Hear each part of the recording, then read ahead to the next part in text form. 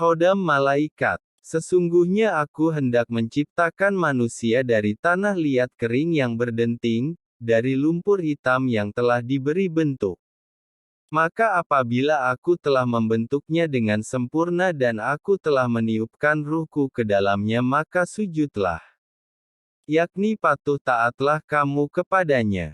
Maka malaikat-malaikat itu sujud semuanya bersama-sama, kecuali iblis, ia menolak menjadi termasuk di antara mereka yang sujud. Al-Hijr, 15:27-31. Dalam perintahnya Allah agar malaikat sujud kepada Nabi Adam itu adalah bukan sebagai sujud menyembah, tapi sujud ta'zim dan melayani, karena Adam adalah sebagai khalifah di bumi, dan malaikat diperintah melayani Adam dan anak turunnya Adam termasuk kita, sebagai manusia, di dalamnya terkandung banyak manfaat dan maksud tersembunyi dari Allah. Kita bahas dulu. Kita ini sadar tidak sadar sebenarnya semuanya serba dilayani malaikat, dalam artian umum, bukan khusus. Misal kita mau mencatat amal buruk dan baik kita, sudah ada malaikat rokib dan atid yang mencatatkan amal kita. Misal kita mau diberi hujan maka ada malaikat yang menggiring mendung dengan angin, dan memisah-misahkannya dengan petir. Jadi kita tak usah repot-repot, misal kita menanam tanaman, maka ada malaikat yang menjadikan perkawinan serbuk sarinya, menumbuhkan tanamannya agar tumbuh, bahkan jika kita akan meninggal, kita tak usah repot-repot mencabut nyawa kita sendiri, sudah ada malaikat maut yang mencabutkan nyawa kita.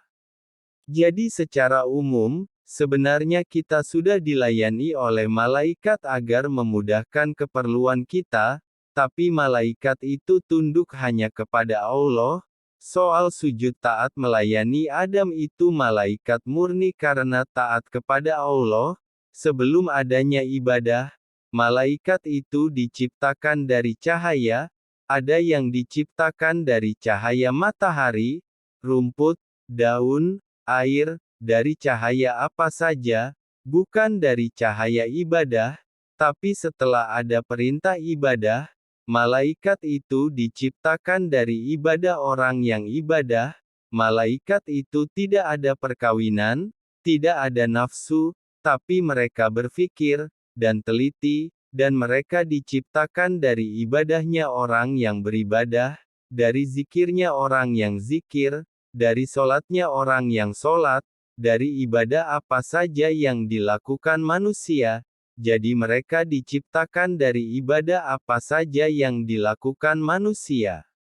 Abu Hurairah radhiyallahu anhu, berkata Rasulullah sallallahu alaihi wasallam bersabda, pada malam Miraj, aku melihat lautan besar yang luasnya hanya diketahui oleh Allah. Pada tepi laut itu terdapat seorang malaikat berbentuk burung dengan 70.000 sayap. Jika seorang hamba Allah membaca Subhanallah, malaikat berbentuk burung bergerak dari tempatnya dan jika diteruskan dengan membaca Alhamdulillah, maka terbukalah sayapnya kemudian jika diteruskan dengan membaca La ilaha illallah malaikat berbentuk burung tersebut terbang kemudian jika diteruskan dengan membaca Wallahu Akbar malaikat berbentuk burung tersebut menceburkan dirinya ke dalam laut dan jika diteruskan dengan membaca Wala haula wala quwata illa billahil aliyil azim malaikat berbentuk burung tersebut keluar dari dasar laut sambil mengibaskan sayapnya dan bertetesanlah dari tiap sayapnya 70.000 tetes air dan dari tiap tetes air Allah menciptakan seorang malaikat yang bertasbih, bertahlil dan memohon ampunan bagi pembaca Subhanallah walhamdulillah wala ilaha illallah wallahu akbar wala haula wala quwata illa billahil aliyil azim hingga hari kiamat.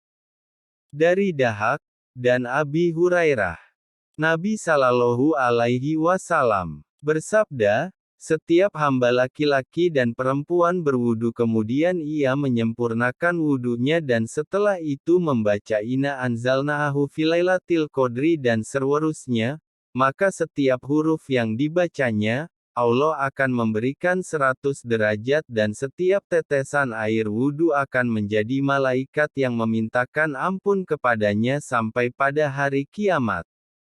Tiada seorang hamba yang berwudu, kemudian dia menyempurnakan wudunya, melainkan Allah SWT akan menciptakan dari setiap tetesan air wudunya itu, seorang malaikat yang memohonkan ampun padanya sampai hari kiamat. Hari Bukhari Muslim.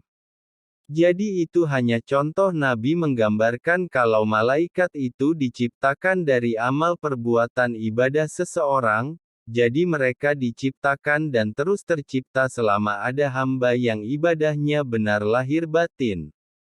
Saya pernah bertanya pada malaikat ada berapa malaikat keluar dari zikir.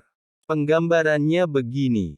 Zikir itu umpama kran, dan amaliyah yang bersifat perbuatan ibadah secara sunnah yang berupa gerak lahir batin seseorang itu umpama paralon, jadi orang yang ikhlas, ridho, amanah, tawadu, syukur, qanaah, sabar, dan lain-lain persifatan mulia itu semua mengeluarkan bakal malaikat, juga hilangnya sifat sombong dengki, ujub riak, pemarah, semua juga menjadi bakal malaikat, diumpamakan paralon yang menyambung ke lisan orang yang zikir, ketika orang itu zikir, maka akan keluarlah dari banyak paralon itu menuju kran lisan orang yang zikir, makanya jika seseorang itu sudah ikhlas ridho, tawakal pada Allah, sabar menghadapi ujian, qanaah terhadap rizki yang diberikan Allah, dan sudah hilang semua sifat buruknya, hilang sombongnya iriannya, dengkinya, itu akan mengeluarkan ribuan malaikat dari lisannya ketika zikir. Saya bertanya, kalau Rasulullah sendiri itu keluar berapa malaikat ketika zikir? Dijawab ada miliaran sampai triliunan malaikat ketika zikir. Lalu Sayyidina Ali, dijawab, beliau keluar malaikatnya ada jutaan sampai miliaran. Kalau Syekh Abdul Qadir Jailani, dijawab, beliau keluar malaikat sampai jutaan, ketika zikir. Nah itu bukan hanya keluar saat zikir saja tapi juga ketika wudhu, sholat, membaca Quran, bahkan hanya menggerakkan jari tangan itu akan keluar malaikatnya. Saya bertanya pada malaikat, coba lihat dari jari saya yang saya gerakan ini, ada berapa malaikat yang keluar? Dia jawab, ada 7-8 ribu malaikat, jadi gerakan jari sekalipun dari orang yang ingat Allah di hatinya itu akan keluar malaikat belum semua gerakan badannya. Lalu malaikat kutanya, jika seseorang itu masuk wali abdal, wali pemula dan pengganti itu harus berapa malaikat ketika zikir?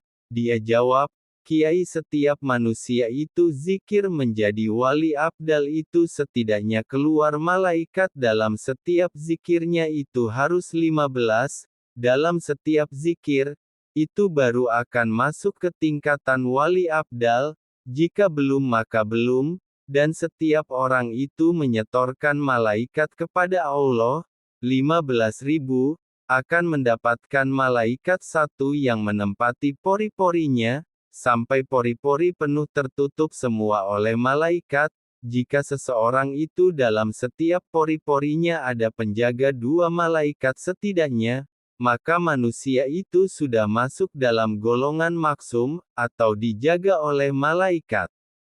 Dan perlu digarisbawahi, jika seseorang itu banyak malaikat di dalam dirinya, di tubuhnya, itu seperti membawa kantong yang banyak, ilmu itu cahaya, maka penyimpannya adalah cahaya, seperti air itu penyimpannya adalah barang yang bisa menyimpan air, yang ada unsur airnya, juga file penyimpannya di penyimpan file, nasi penyimpannya di penyimpan nasi, TDK bisa ilmu disimpan di penyimpan air, atau air disimpan di penyimpan file, semua ada tempatnya masing-masing, dan ilmu itu cahaya, al-ilmu nurun, jadi ilmu itu cahaya maka penyiman yang paling cocok adalah sesuatu yang diciptakan dari cahaya, yaitu malaikat.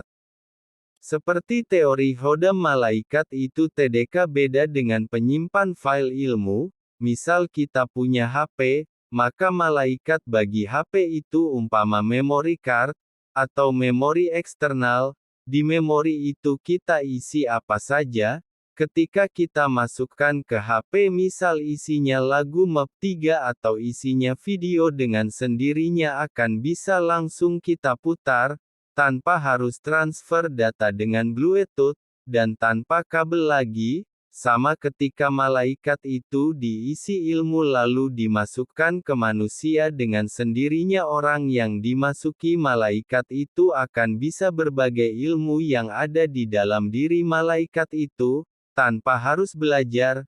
Nah ini teorinya ilmu laduni. HP itu memori internalnya jelas sedikit giganya, juga malaikat itu memori internalnya terbatas sesuai kedudukannya di langit, makin tinggi kedudukan malaikat maka makin kuat juga memorinya, ketika kita memasukkan memori eksternal ke dalam HP, tidak kuat HP itu menyimpan semua data, kita cukup mengcopy file yang kita butuhkan saja, agar HP TDK ngedrop karena kebanyakan beban file. Lalu jika memory card itu sudah tidak kita butuhkan bisa dikeluarkan, begitu juga kita ketika menerima Hodam malaikat, kita copy saja ilmu yang ada di dalam malaikat itu sesuai kebutuhan dan setelah itu malaikat itu dikeluarkan, nah jika itu baru satu malaikat, satu memory card, lalu bagaimana jika seseorang memiliki ratusan ribu malaikat dalam tubuhnya? Maka itu akan bisa banyak menyimpan berbagai ilmu, nah saat itulah para aulia, para ambiya akan berdatangan memberikan ilmunya pada kita, karena kita banyak punya penyimpan ilmu yaitu malaikat, mereka tidak akan datang, juga apa perlunya kita datang jika kita sendiri tak punya penyimpan ilmu.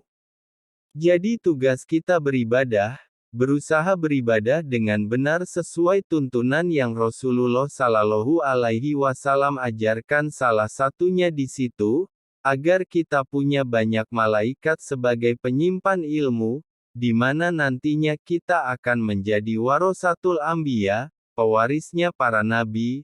Lah kalau malaikat satu saja TDK ada bagaimana kita mau menjadi pewaris para nabi? Al-ulama'u warosatulambia, orang yang berilmu itu pewarisnya para nabi. Lalu saya bertanya pada malaikat, kalau karomah atau maunah itu terbentuk dari berapa malaikat? Malaikat menjawab, kalau maunah pertolongannya Allah yang menetap itu terbentuk dari 1 juta malaikat, kalau karomah yang menetap itu terbentuk dari 1 miliar malaikat, jadi seseorang itu TDK akan memiliki karomah kalau dia TDK punya miliaran malaikat.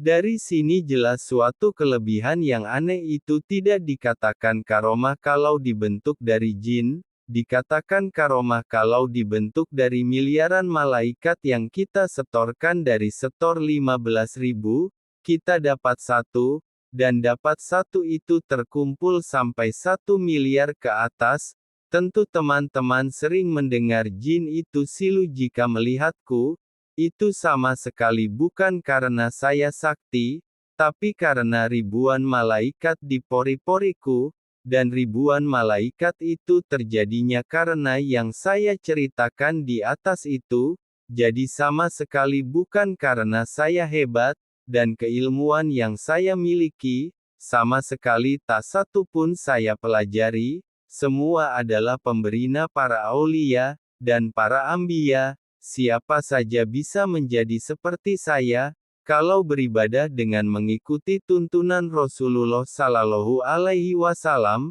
lahir batin ibadah, juga menghilangkan sifat tercela, membangun pribadi berakhlak mulia.